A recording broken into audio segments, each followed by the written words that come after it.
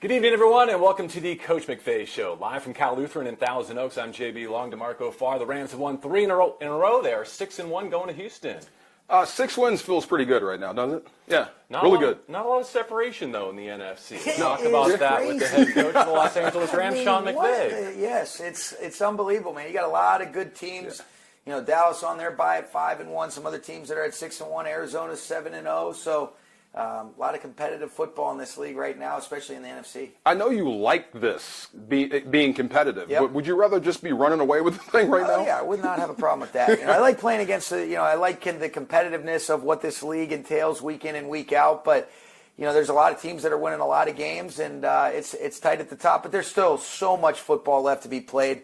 I don't know why, even knowing that once we get through next week, which typically represents the halfway point of the season, that 17th game just makes you feel you're playing 25. I don't know why.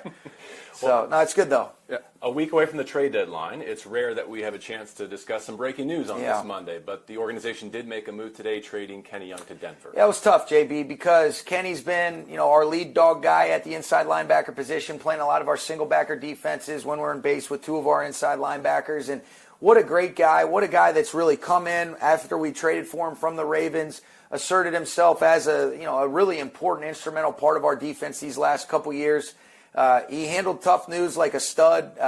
Can't respect him any more than I did, especially when you have to have some of those tough conversations. But in a lot of instances, it was financially, just being able to kind of give us some, free up a couple, some space here and there. And whether that means you make a decision or whether that just enables you to have a little bit more of, the ability to flex guys up. There's a lot of layers to it. And then also when you invest in that inside linebacker position, some of the other guys that have played, but you invest in the draft with an Ernest Jones and the confidence we have in Troy Reeder. And if T. Howard is asked to step up, those are kind of all the layers that go into making a tough decision like that. I almost drove off the road when I heard it. I thought people were messing with me. But, you got a great job, but what a tough job. How do you start that conversation with Kenny Young? I don't think there's never really a good way to deliver tough information. You just give it to him, you tell him exactly what's going on, how we got to where we're at, and more than anything, just demonstrate and let him know the appreciation and respect you have for what they've done, what he's meant to me. And the one thing about Kenny, too, he was so consistent, he always had a great energy about himself. You guys know this, a smile on his face.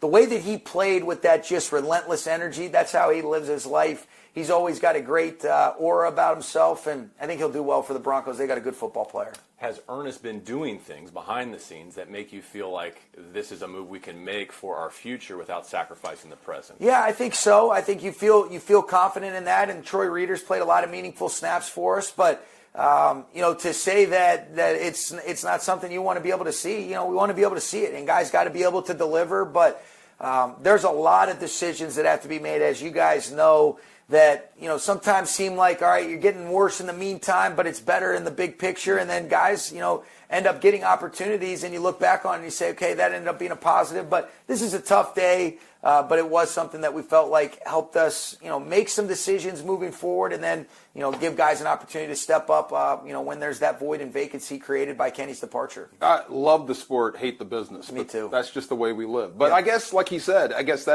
says something about Ernest Jones, that you saw something that you can possibly plug him in. It does, and then you got to go prove it. Yeah. You got to make good on that, but it's never fun. I think the worst part of this job is having to make those types of decisions that aren't always good for people that you care a lot about, that have done a lot of really important things that have been vital to our success up to this point. And he's a part of this team, even if he's going to be on the Broncos moving forward, he's a part of the 2021 Rams, and he's made a big imprint and a big reason why we've gotten to 6-1.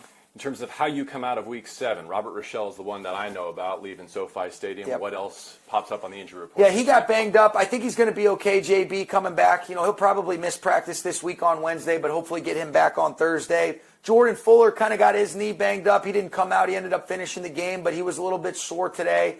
Whitworth as well. So we had really 3 guys come out of that game where they kind of banged their knee up, and we'll be smart with them throughout the course of the week. Definitely don't expect it to affect Fuller or Rochelle's game status. We'll see how Witt handles, day in and day out. You never bet against him, but, we'll see how he turns over. And then Sebastian Joseph Day got a pec. We'll be smart. He'll be on a day-to-day deal and see how he handles that. And then Terrell Lewis got some ribs banged up, but we'll probably give him off on Wednesday and then see how he's able to respond on Thursday. For Rochelle, you need him because he's a corner, We do. but you need him to get the reps for his development. That's Sure. the one thing I miss or I hate about injuries to young guys. Yeah, that's what's tough, and you're exactly right, DeMarco, and you know as well as anybody from having played and how important those reps are, especially early on in your career. And as the season progresses, it's being able to smartly pick and choose those spots with fundamentals and full-speed drills to get guys to Sunday as fresh as possible. But this is an inevitable part of our game. It's a tough part of our game, but he is maturing quickly as a rookie. He's getting a lot of really beneficial work in those game reps that he can apply to just weekly, really say, let me take those weekly reps that I'm kind of just banking and get better and use that experience for a positive. And he's the type of kid that's going to do that. Per DeMarco's request, let's stay on defense then to break down the win over the Lions. And I know how much you appreciate scheme. We do too, but sometimes it helps to have the two best players on the field. Sure and does. they came up in crunch time yesterday for Unbelievable. I mean, you talk about when we had to have it, they send, a heavy personnel grouping that you're thinking they're going to run it. Aaron Donald ends up winning immediately off the rush. He hits Jared as he's releasing that ball and, trying to throw kind of a deep developing kind of double post type of action. And Jalen recognizes the concept, slices underneath it. And I don't think people realize what a great pick that was. I mean, to be able to slice this, an in-breaking route like that from an outside-in leverage position, make the way that the catch was. I told him, I said, I can't believe he didn't take it all the way. But that flipped the momentum of the game. I mean, shoot, we're up 6 points right there. They end up scoring and tacking on the field goal or the extra point, and we're down 1. But we're not, because those guys delivered. And you talk about big-time guys stepping up in big-time moments. And that's why those guys are 99 ratings on Madden. No doubt. I think we've seen AD do that before, but Jalen processes information so fast. He does. In a blink. Like you said, to cut that off, I don't know that many corners that can do that. Not many. I mean, the plays that he's making, and really I thought his energy throughout the course of the day was outstanding. You could just feel whether we were sending him forward on blitzes. He got a couple good hits on some third downs that forced some errant throws. He's making plays on the perimeter. He's everywhere. He's doing a great job. And I think, the game's really slowing down, and he's doing a lot of different things. And his leadership, too, and ability to bring people with him. I know I keep saying that, but it shows up on a weekly basis. And what I was really pleased with from our team as a whole, and I think it starts with the leaders. You talk about Aaron and Jalen. You talk about Stafford's, the Woods, Kupps, Whitworths, Havensteins, guys like that. They're so steady in the moment that in the midst of adversity, and we stayed connected. And there was a lot of reasons to put your head down. Man, when are we going to get a possession, whatever. We lose 3 possessions on, in the kicking game. And guys didn't blink. They stayed together. And that's the sign of a good team. That's, to me, the sign of a good team. I'm a bit torn in terms of what to make of the defense at this point. On the one hand, last 3 games, they've held each opponent under 20 points. You can win with that. Average of less than 16 per game, and yet, Detroit goes out and gets more than 6 yards per play against you. I'm sure there's a few reps you'd love to have back. There is, and I also think, too, and you know this, JB and DeMarco, we talk about stats that matter, and I do think, all right, when loose plays occur in the framework of a game, if you're winning and you're playing soft coverage, I don't get bent out of shape for stuff like that. It's all about where are we at, where are they creating these things, but points and turnovers are the most important things. And if we're holding people, if we're preventing them from scoring, and then we're also having the ability to take the football away. And I do look at 4th down stops as an extension of takeaways, because that gets the possession in our favor. Those are the stats that matter. Being good in the red area, being good on 3rd down, and then your yards per play or the explosives, however you want to look at it. Those are the things that really matter for us. But I think it's all taking it into the, the context of the situation and circumstance. They had a big explosive on the 3rd down. We ended up bringing a pressure. They caught us in a good look. They ended up, delivering. Swift makes a big play. So each play has its own narrative, but I'm pleased with them. I think they've been opportunistic. I think we're playing well as a team. I think we can definitely improve. We have to improve in some of the things that we're doing on special teams. I trust the leadership from that group, and we're just going to continue to work at it. We're not going to hold our head down and mope about it. We're going to be solution-oriented. We're going to try to fix it, and can't wait to attack the opportunity of finding some of those solutions, doing the things that we can do at a high clip on offense and defense, and then the things that we're not doing, we're going to address and keep it moving. JB, I wrote this, so this is not a shot. I said, damn the numbers on defense. That was about as crazy as you can get for special teams, stealing possessions. That defense was on the field all day, and they still found a way to make a play to win the game. No question, DeMarco, and they only got 3 points from those. That to me is handling the sudden changes yesterday, especially when you're saying, all right, big stop, Guys are getting ready to settle in. Look at the surface. Hey, you're back up. What the hell?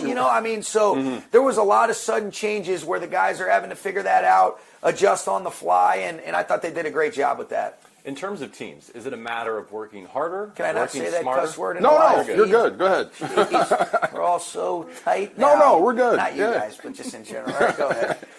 The question was something effective in terms of the kicking game. Is Yeah. it a matter of getting in here on Monday and working harder or working smarter? I think that. I think it's really execution, and I think there's an element too, we talked about it, I heard Joe D talk about it, we talk about it as coaches, know what to do, but also just go play fast, full speed. Sometimes you can overthink things, sometimes you got guys that are so conscientious, that it inhibits your ability. Just let it go, man. Go play, go execute your role. You got to make full speed decisions. It's easy for me to hold the clicker in my hand, say, you should have done this and that. But when you're having to make those full speed live decisions, these players, it's a tough game and the enemy has a say. But I want to see guys go full speed, no fear of failure, execute the techniques and the fundamentals that we're talking about.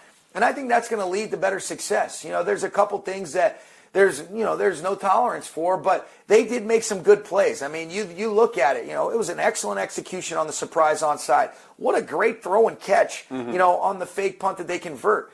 On the other one, you can't have 10 guys on the field. We only had 10 guys on the field on the one, we lose the edge and they get around the corner on that third one that they were able to convert. So, not having enough guys, those are the things that we just don't have any tolerance for. And players have to be locked in. And make sure that those are things that we correct and fix. And like I said, we're going to be solution-oriented about it. Can't wait to attack the opportunity of getting better, and that's all you can do. I don't know anything other than that to do. I love to correct after W's. Smarter. Absolutely. But what does that do for you as a play caller or your offense? Your first possession, 7 minutes, 7+ minutes. Your second came in the second quarter. Yep. What does that do for you on the sideline? I think you just try to be totally still and present. And you felt like, all right, let's get an opportunity to get out there. I think that's why I think the margin for error is minimized, is maximized. You have less margin for error, and so it's really important for us to maximize on every single position that we get when you do end up losing 3 of those.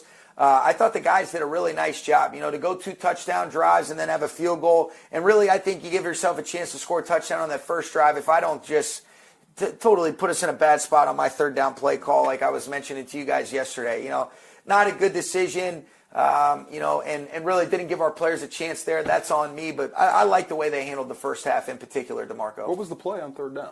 It was we were in a 2x2. We had Darryl going down the right side line. Okay. Kupp coming on a shallow cross, and they had an internal pressure that they brought somebody, and then the end ended up kind of being free. So bad play call, man. Okay, I don't think that's you. I think that might be Detroit. Okay, it was because that wasn't a call that I was shocked. That was something that they had shown that they would run in that scenario and situation, and I could give you a long dissertation, but it was not. If you say, all right, part of our job is to make good decisions that put players in a position to give themselves a chance to execute and have success at a high level, that was not one of them that I was proud of. And whether we ended up making the play or not, I'd tell you that same exact thing. Despite that start on third down, it was an area of great improvement for you this week. And what strikes me about third down is even when you're in unfavorable down and distance, Matthew Stafford's still pushing the ball downfield. Yeah, it's amazing. Like, you're still getting after it on third down. Yeah, he's done such a good job. I mean, his ability to be able to hitch in place, guys just fighting to stay connected just a tick longer, the way our backs are competing in protection,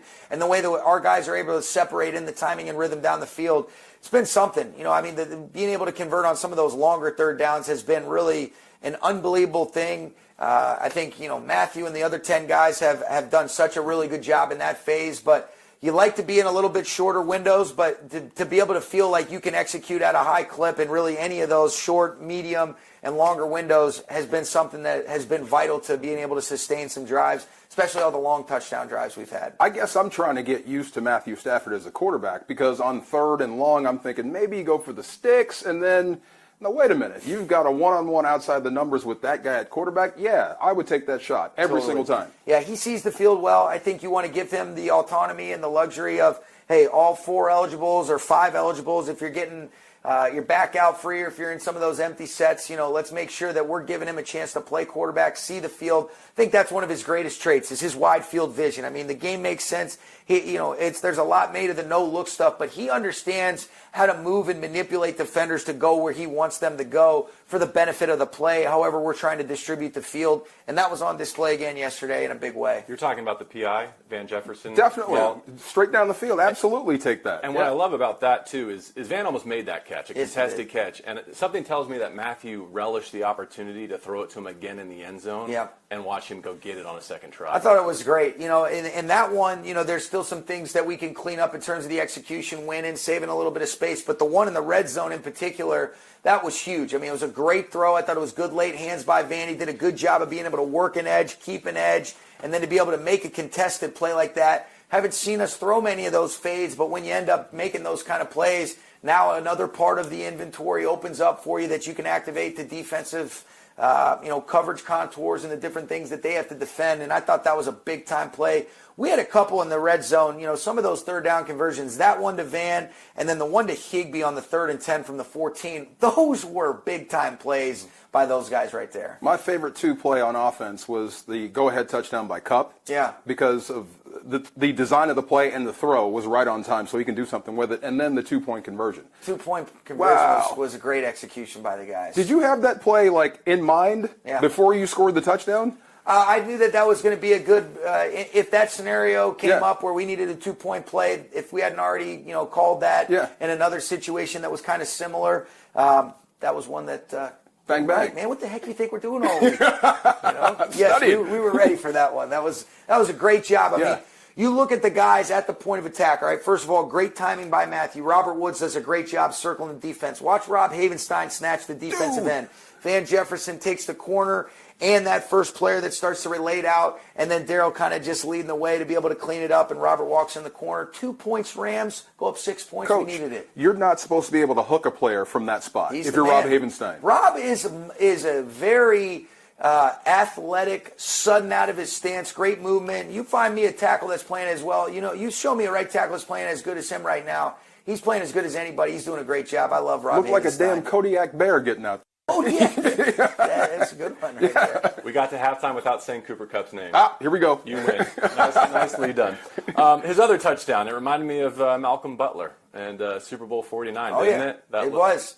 The difference between running that play in the shotgun and underneath the center is everything, though. You can get the ball much quicker, get it up and down faster, as opposed to waiting to take the shotgun snap and accept it. Shield slant deal. there. Interesting. The other thing about Kupp that really stands out that was a great to me, job by Van there. Yeah. doing it legally, right? Yes. I was going to say with Kupp, though, I knew he was going to have a big year. You could just see the work you guys were putting in. But what I didn't necessarily know is that he was going to be as much of a vertical threat as he is. Sure. That here this season, his average depth of target is at a career high. I'm sure a lot of that has to do with your quarterback. But the play speed of Cooper Kupp is shining through, too. It really is, JB. And I think it's more about just giving guys an opportunity to show you. You know, sometimes you I know as a coach, it's like you can say, all right, he's so elite in this part of his game. Well, you don't do that. Well, wait a minute. Let's expand on the arsenal, and the more that people have to defend, and then when you give him an opportunity to show that he can be that guy that can really catch the ball at all levels of the field, he's just delivering, and it makes it much more difficult to defend him when he's running all types of routes. He's lining up in all different types of spots. He can go short, intermediate, down the field.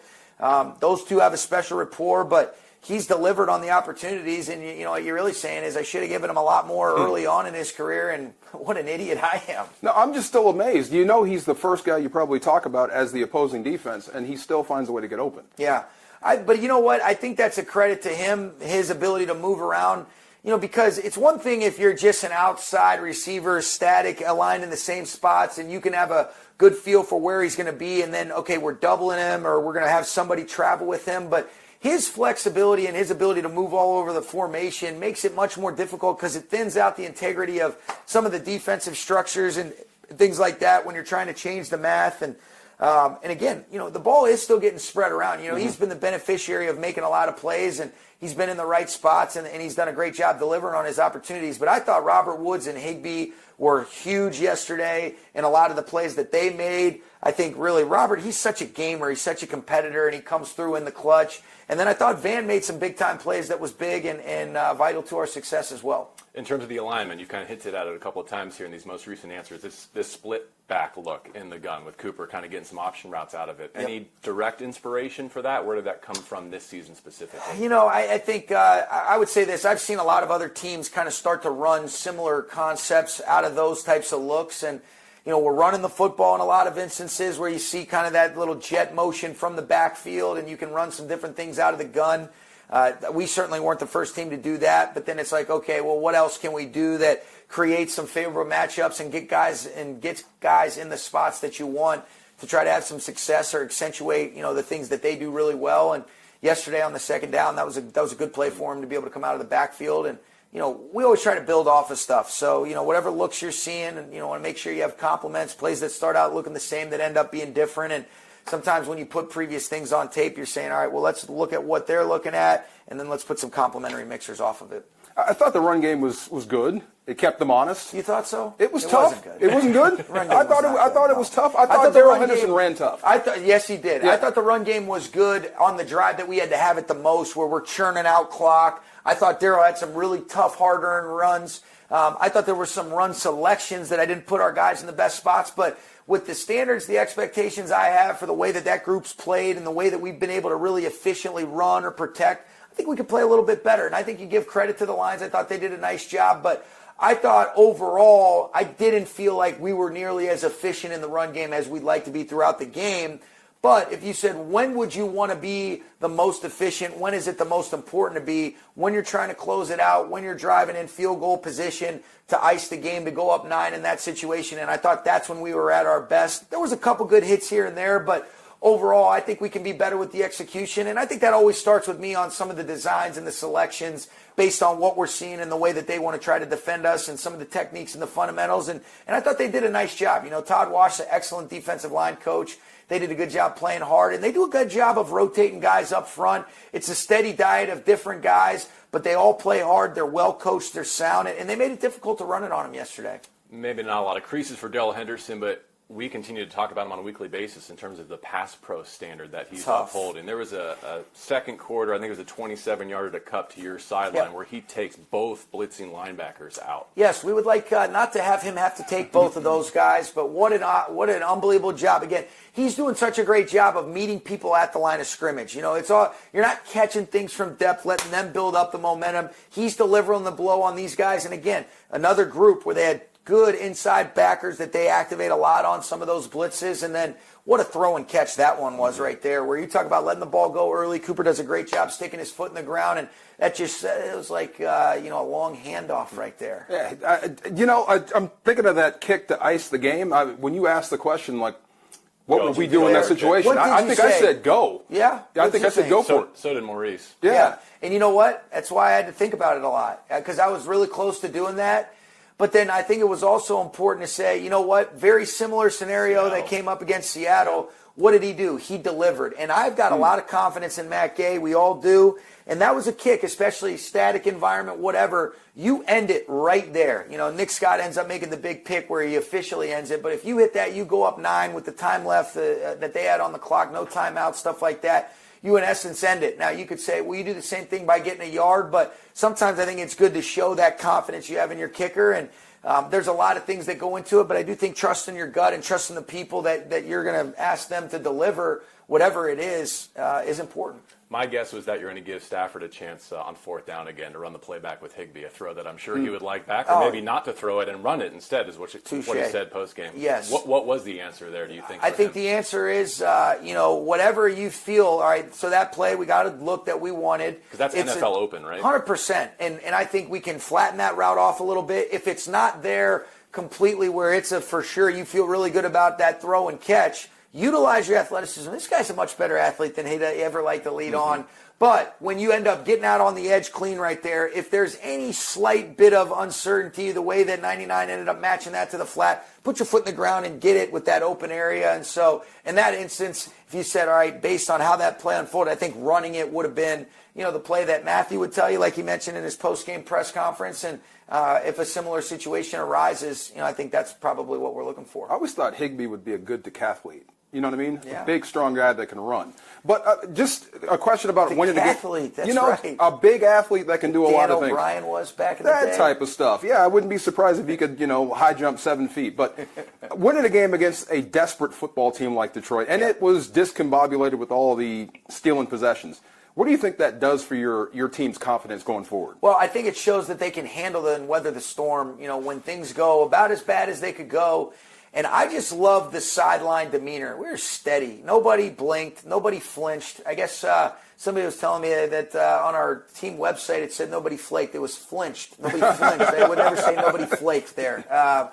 So nobody flinched. But I also just thought to stay together. In a lot of instances you can be upset, okay, hey, one phase or the other, but we're a team. And we stay a team. We stay connected. That's a credit to the leadership that we have. And that's what good teams do. They pick one another up when things aren't always going that way. And they know it's a 4-quarter game. And to be able to gain the halftime lead, even though we came out of the half and it didn't go exactly the way we wanted, guys just kept battling. They kept playing. They kept competing. And to be able to weather the storm and fight through some of those things, I love this football team, and I love the makeup that we have. Complete tangent here. Speaking of videos that made the rounds, Cam Akers was on the field running the ladder last week. Oh, yeah. And just seeing him do it made me wonder, we haven't revisited this in a while. Is he definitely out for 21? No, he's definitely not. You don't want to be presumptuous at all.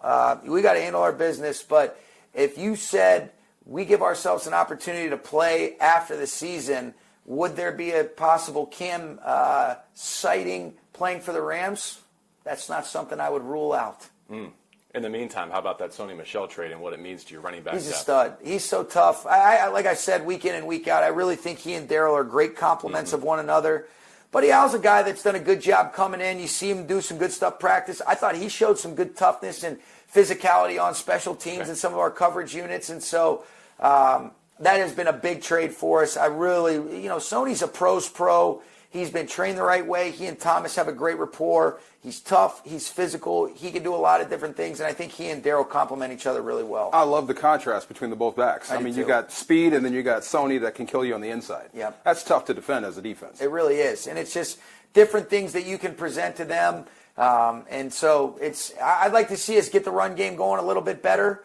But again, it's always about moving the ball and scoring points. And yesterday, I think we can improve on the way that we ran it yesterday, but we did at the most important times. I was going to ask to the tight end solution, at least on a 1-week basis, and whether those two themes are connected. Not having Johnny Munn and maybe not being as efficient in the running game, yes or no? It might have something to do with it. I think in a lot of instances you're talking about, all right, how many guys do you want to commit to the blocking surface, and then what are they doing front coverage-wise that either get you in or out of some of the things that create favorable matchups and angles and leverages. And so anytime you lose a player like Johnny with what he can do for us and the versatility that he provides, I think the answer is yes. But I think there were some other reasons why we didn't execute at the level that we expect to, JB. One more question about Sure. Van Jefferson. He looks different to me. A guy that his voice is cracking. He's turning into His voice is a real cracking. pro. You know what I mean? Oh, yeah. Yeah, he looks different to me. Yep. Do you see that same thing? I do. I see a player that's maturing. I see a guy that is gaining confidence as he maximizes the opportunities that he's given.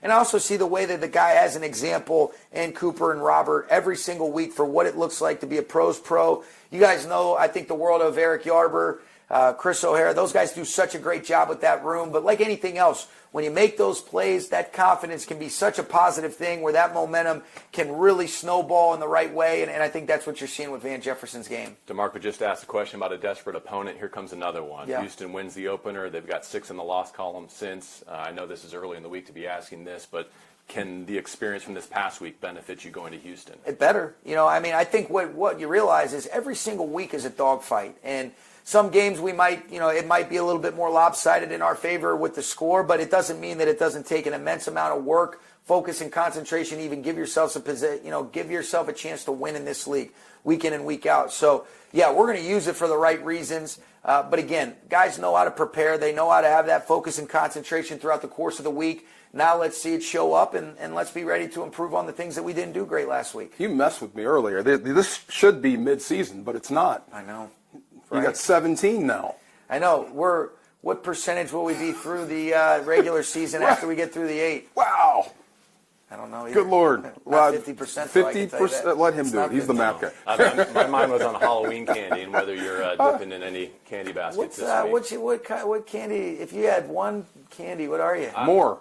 It's easier for me because I'm a no chocolate guy, so I'm kind of like in the Starburst. You're a Starburst guy. Yeah. He doesn't like chocolate. He doesn't like chocolate. How do you not like chocolate? I wish I didn't like chocolate. See, exactly. Thank you. Yeah. What do you have? And more. You got one candy that you can have. What are we having? You can't ask me that. Oh, I just did. Whatever you got. I don't care. If it's sweet, I want it. Okay. Yeah. So what's the most recent? The little baby Snickers. I can't get enough of. Baby Snickers are solid. Dude, yeah. Reese's Peanut Butter Cup's tough to beat. See? And they're season appropriate. Yes, Halloween. they are. And so's your wardrobe, all black. There you go. Men's jumpsuit. Good to see you, This Sean. is, Coach Brendan Berger swagged me out. Nice. Yeah, He's the best. he is the best. Good to see you, Coach. DeMarco, always great to be with you. Good stuff. Have a great week 8 of preparation. We'll see you in Houston. Thanks, guys. All right, for DeMarco Farr, Sean McVay, I'm JB Long. This, The Coach McVay Show.